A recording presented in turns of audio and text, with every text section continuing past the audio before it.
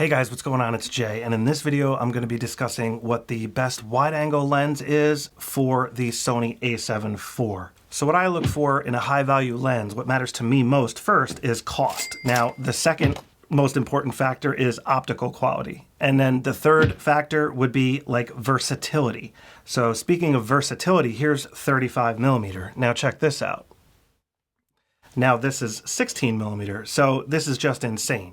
And then the fourth factor would be like, how much am I actually going to use this lens, you know, in the real world? Like, is it worth the investment? Like, how much actual use am I going to get out of this lens? So when you boil all those down, that leads me to the conclusion for the best wide angle lens for the money, in my opinion, right now, 2023, would be the Zeiss 16 to 35mm f4 OSS lens. Now, it's a Sony lens, but it's Zeiss badged, as you can see here. All right, here we go.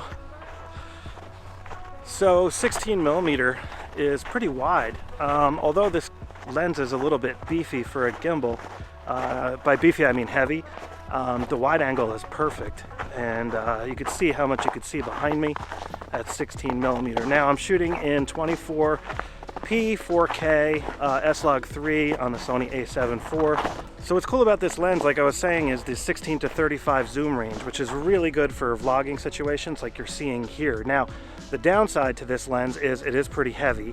It's older, but it's still optically fantastic in my opinion, and it has optical stabilization built in, which is quite nice. Now, another downside, however, is it's an f4 aperture, so you're not going to get the backgrounds as blurry as you might like. I'm using the DJI Ronin RSC2, which is a little bit older of a gimbal, but for just stabilization purposes, it works excellent.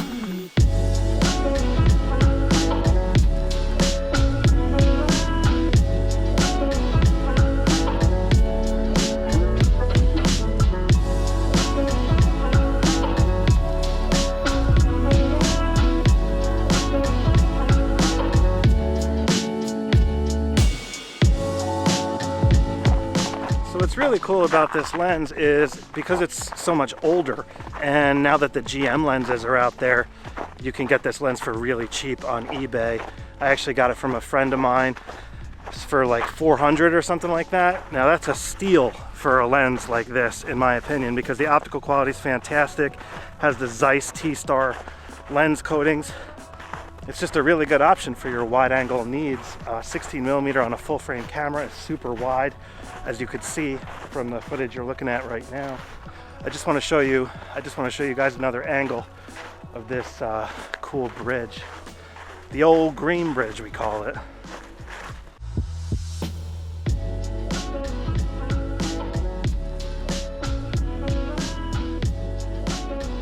Pretty cool, right? So old. Really well made.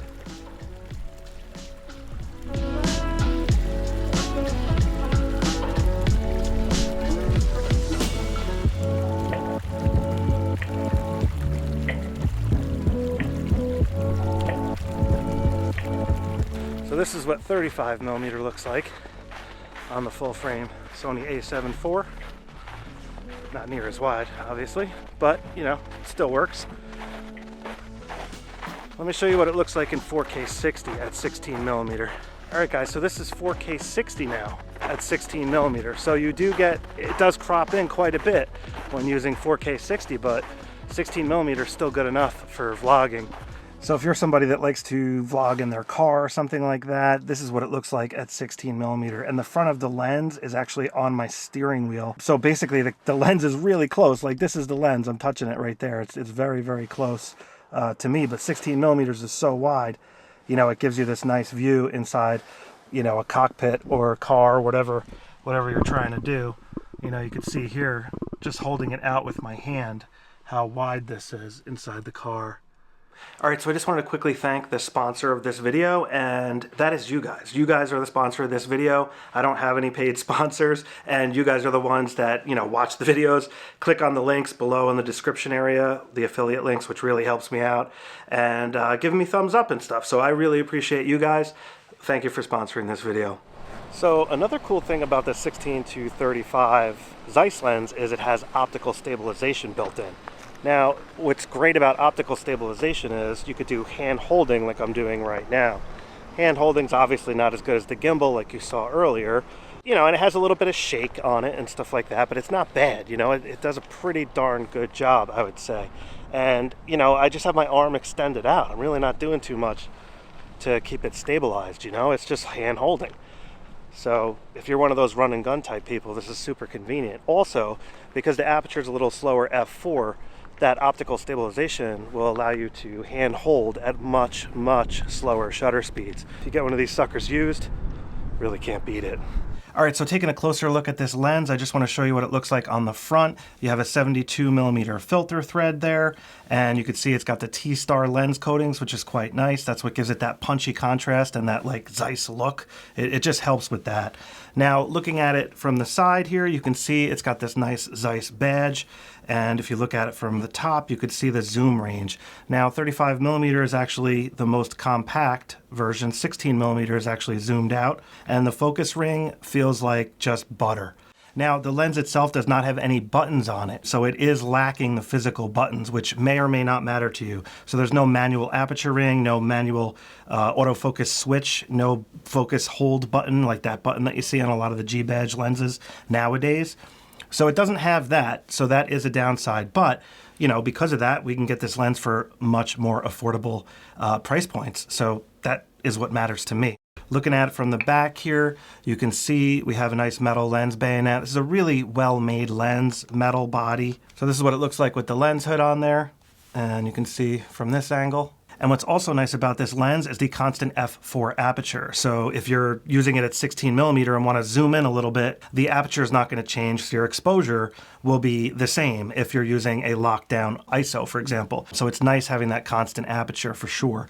Now, it is a little bit slower at f4, but, you know, that makes the lens lighter weight. You don't really need f2.8 for landscapes, architecture, real estate photography. Everything is going to be stopped down for the most part when you're doing that type of work. Let's check some sample photos out that I took. We're going to go into Lightroom here, and I will zoom in. I'll show you the optical quality. I'll show you what this lens is capable of doing at various focal lengths for photos. So let's go do that. Here the other day, we had this incredible sunrise. It was absolutely gorgeous. Came outside and had to take a couple of snapshots with the snow. It was beautiful. So also note up here on the top left, you'll be able to see the lens EXIF data. So this one was at 35mm, so that's maximum zoom. This one was at 23mm. Then I got in my car and drove down the road and found this composition, and I really like the way that this photo turned out. Now, these are edited raw files. I'll tell you when they're unedited, but the past few that you looked at do have some editing to it. As you can see on the right-hand side in the development module, I played with a bunch of sliders there. Now, this is straight off the camera. I did not touch this one at all. So if I go over here and I do like a strong contrast, for example, you could see how much that punches up. Then I could drag up the exposure a little bit, maybe even provide just a little bit of warmth, something like that. I mean, it's absolutely awesome. Now, going down the road, I was shooting into the sun for this frame, and I just thought this looked so cool because this crevice here that went through the trees goes back like really far, like hundreds of feet, and you could just see the light like dancing its way through. And here's just another one, and again, you can see the light, like how it like dances its way through the woods. Now here's just another photo. This is pretty much straight off the camera. I did raise the exposure a little bit over here for some reason. And now here, this one's at 35mm f4, but you could see everything pretty much looks sharp. And that's because I couldn't get any closer to the sign. So if I zoom in though and pan up to the top, you can see how it is a little bit soft. So that depth of field, you know, f4, is present, even though it kind of looks like all acceptably sharp here. So if I wanted the top of the church here sharp as well, if I stopped it down to like f8, f11, that would be sharp also. Now here's just another one, just to show you the depth of field. You can see the background is a little bit soft compared to the incredible tack sharpness of this sign. And you can just see the texture on this sign is phenomenal. Again, Zeiss optics, you know, that Zeiss badge means something. Now here's another one, looking at the church here, just straight on at 35mm. And now here's the same shot from the same exact spot, except at 16mm. So 16 versus 35. Now here's just another one. I was actually hanging out the window, driving along here, and I saw this old house. Pretty cool old house, kind of had that, you know, haunted house look to it a little bit, although it's in pretty good shape. And then here, 32 millimeters zoomed in a little bit. Now, here's one of the church. I just wanted to show you how the lens flare handles and how the contrast is maintained, even though the sun is directly coming in on the frame. So I stopped it down to f14 to try to get some of that nice, that starburst look. But you could see the lens elements here flaring out quite a bit. You may or may not like that. I absolutely love the way the lens flare looks on this lens myself. That's just my personal opinion. Now in this shot, you can see it is kind of washed out here. So depending on what focal range you're at and where the sun is coming in, you'll lose just a little bit. But again, look at how good the contrast and sharpness is everywhere else in the frame. Now here's another frame. This is actually an HDR. So an HDR is a combination of multiple photos. And this is just awesome. This is like a spillway situation or an old dam. And you could actually see the video footage I took as a photo. This is what it looks like. Now here's another HDR. This is at 35 millimeters. So this is 3 exposures combined, which gives you a little bit of a surreal effect. And this is 16 millimeter from the same spot. Now looking at it from an angle, this is 24 millimeter. And if I zoom in here, this is just a raw file. You can see what kind of image quality we got there. It looks great. And then here's another one. This is at 35 millimeter. Now this one is an HDR, so it has a little bit more of that surreal look compared to just a regular raw file, as you can see here. Now here I just wanted to show you the green bridge I was at earlier, and I just wanted to show you what the actual raw photos look like. So this is a -2 exposure, this is a 0 exposure, and this is a +2 exposure, and here is the HDR. So this is an HDR photograph using these 3 raw files. And that's how you get all that data into one file, by shooting HDR. Now, here's another raw file that I did enhance a bit here. You can see I dragged the shadows up and the highlights way down. So this is what the raw file looked like unedited, and this is what it looked like after I enhanced it. So you could see there's so much dynamic range on the A7IV that you can bring those shadow details back. Now, here's just one to show off the depth of field. So at the close to the minimum focus distance here, I focused on the steel beam, and you can see now with the background far away, you can get very good separation at f4 35 millimeter. You just have to push that background further out. So here I went to this brewery the other day when I was driving around taking photos, and I found this place. It's really awesome. It's actually over in Livingston Manor, and it's called Upward Brewing Company. They have really good beer. Here's pretty cool depth of field. You can see that background blur is pretty good. And here's just the different beers that they had. And, all the ones I tried were pretty darn good. The guy was giving me samples. They made this place look like almost like an old ski chalet or a ski lodge or something, which I thought was cool, Here's just another version of different beer there. And here's just the taps. And notice the background blur there. See, that bouquet is pretty darn buttery and smooth looking. So I just wanted to show you that. This place also has food, by the way. So if you're in the Livingston Manor, New York area, highly recommend checking it out, because I got the ribeye cheesesteak and it was absolutely fantastic. I really enjoyed it. So I did take this HDR handheld. So I was just at 16 millimeter hand holding, and I rattled off 3 frames, combined them, just like I showed you with that bridge image. And I got this HDR inside the facility. Now, leaving this place, you could see how it's up on a mountain, so the view is incredible. And in the fall, it's gonna absolutely be breathtaking. And here's just another image. Now, what I wanted to show you here was this weird phenomenon that happened with the, just the optics. It's because of the sun. So there is a little bit of a weird flaring going on there. Right there, as you can see, there's like a curve. If you don't want flaring, you have to get at the right angle in relation to the sun just to avoid that. Now, here is just another church image. Now, this is a raw file, and this is a pretty cool place that I work near. So I asked if I can get in there to take a photo. And again, just look at this quality. I mean, this is remarkable. Tack sharp, corner to corner, the detail, color, clarity, the lights. I mean, everything just looks great.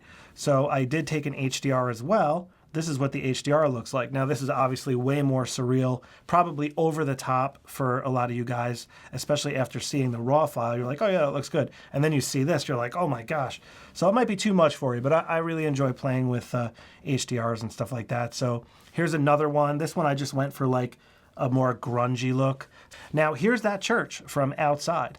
So this is what it looks like on the outside of the church, and that's at 16 millimeter from across the street.